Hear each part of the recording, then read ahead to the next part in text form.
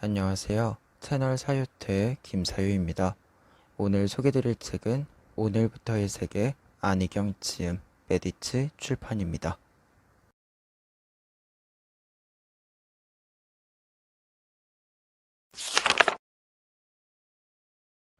코로나19를 통해서 우리는 무엇을 보아야 할까요? 그리고 어떻게 변화해야 할까요? 이 책에서는 이 질문에 대한 세계 석학 7명과 안희경 저널리스트의 인터뷰가 담겨 있습니다. 경향신문에서 이미 연재를 했었던 글에 생략했던 부분을 덧붙여 책으로 발간하였습니다. 책에는 총 7가지의 주제로 우리의 문명 전환에 대한 시나리오를 제시하고 있습니다. 중앙 집중식 인프라 구조를 전환하라. 무너진 세계화의 출구를 지역에서 찾아라. 불안을 구조 조정하고 안전을 공동 구매하라. 혐오를 넘어선 곳에서 새로운 정치의 희망을 발견하라. 회복 탄력성을 높이는 방향으로 사회를 재구조화하라. 지구적 조정 능력을 키워 미래의 위기에 대응하라. 인간과 자연을 연결하는 민주주의를 요구하라. 이렇게 7개의 주제를 통해서 코로나19를 통해 인간은 어떤 내용을 배워야 하는지를 말해주고 있습니다. 오늘 영상에서는 7개의 내용을 각각 살펴보는 것이 아니라 7개의 주제에서 공통적으로 이야기하는 부분을 통해 앞에서 제시한 두 질문에 대해서 이야기해 보도록 하겠습니다.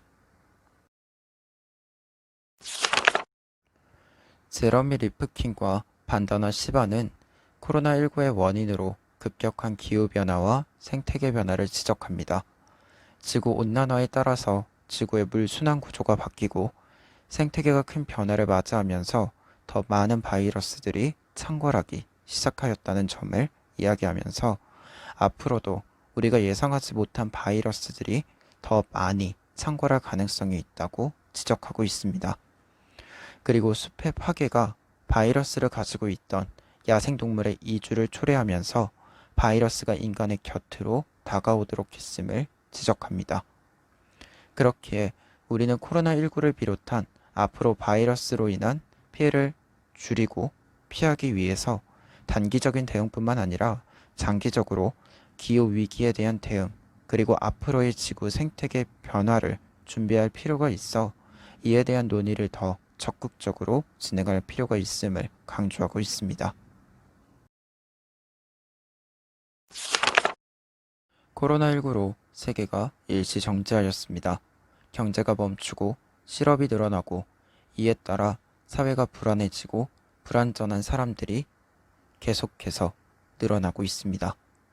이러한 현상의 끝에는 식량 위기 문제로 확산될 가능성이 강하게 제시되고 있습니다.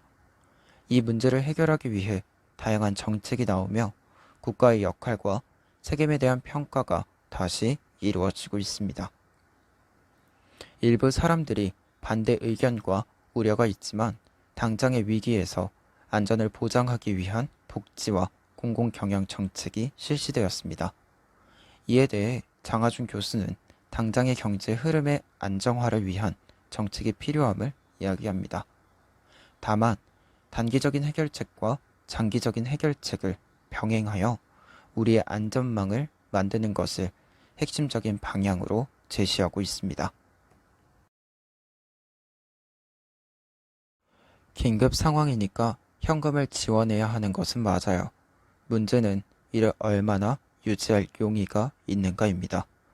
유럽식으로 해고를 안 하도록 하면서 나눠주는 방식과 미국식으로 해고를 방치하면서 모든 사람에게 돈을 주겠다는 정책은 큰 차이가 있습니다. 워낙 복잡한 문제라 고려할 점이 많지만 장기적인 조치와 단기적인 조치를 병행해야 합니다.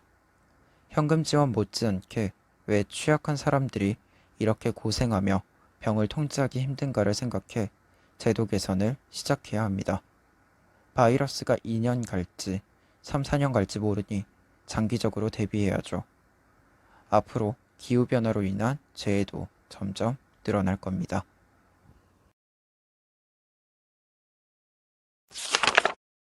안희경 저널리스트는 인터뷰 과정에서 공통적으로 코로나19 사태 이후 새로운 체제를 이야기하는 뉴 노멀에 대해서 질문을 하고 있습니다. 이에 7명의 석학들과 유발 하라리는 앞으로 코로나19와 유사한 상태가 지속될 것을 예측하며 이에 맞추어진 우리의 변화를 이야기합니다. 여러 내용 중에서 개인이 생각해야 하는 부분을 마지막으로 다루어 보고자 합니다. 지금까지 효율에 맞추어 단기적인 이익을 보았다면 장기적으로 살펴보고 회복 탄력성이 있는 삶의 구조가 필요합니다. 경제 성장을 목적으로 한 사회에서 살고 있었다면 이제는 인간다운 삶을 위해서 경제 성장을 수단으로 보는 사회가 필요합니다. 경제에서 성장에 초점을 맞추어 우리를 짜내어 성공적인 자본을 버는 것이 지금까지의 논리였다면 우리가 바이러스나 기후변화에 따른 자연재해를 예방하고 대응하기 위한 안전한 경제활동을 지향해야 할 시점인 겁니다. 흔히 우리가 교과서에서 배운 지속 가능한 개발이 텍스트가 아니라 우리 눈에 직접 보여야 하는 시기에 들어온 겁니다. 사실 경제성장의 구조를 바꾼다는 것은 개인이 혼자 할 수는 없습니다.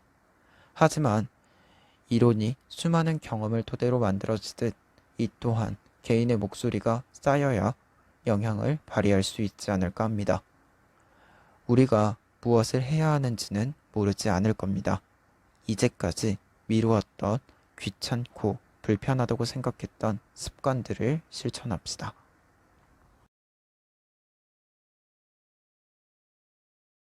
두 번째론 코로나19 사태 이후 새로운 인프라에서 가장 핵심적인 키워드가 공동체라는 점입니다. 바이러스의 전파 방지를 위해서 우리는 고립을 선택하고 있습니다.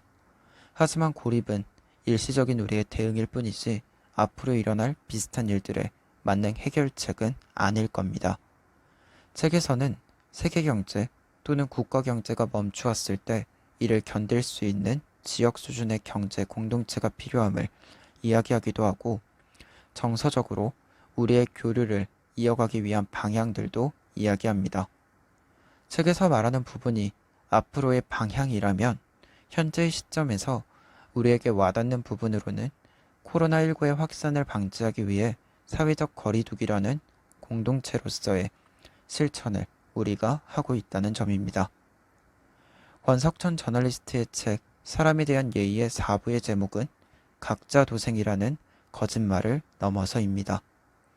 우리가 각자 도생 속에서 산다면 우리의 안전은 보장될 수 없다는 메시지를 전하고 있습니다. 지금 상황이 딱 그런 상황이지 않을까 합니다. 지금 우리는 함께 안전을 공동 구매하는 것이 필요하니까요.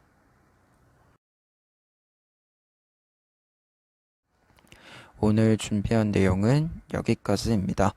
마지막으로 책의 좋은 점과 아쉬운 점 한 가지만 이야기를 하고 영상을 마무리하도록 하겠습니다.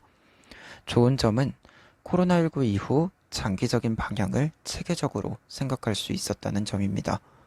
코로나의 원인, 그로 발생한 문제들, 이 문제들에 대한 대응, 이러한 일련의 과정들을 조금 체계적으로 관찰하고 생각할 수 있는 책이다 라는 점이 이 책의 가장 큰 장점이지 않을까 합니다. 아쉬운 점은 책의 내용 자체가 전문성이 조금은 있는 그림에도 불구하고 용어나 좀 해설적인 측면에서는 그렇게 풍부하게 무언가를 제공해주고 있지는 않다.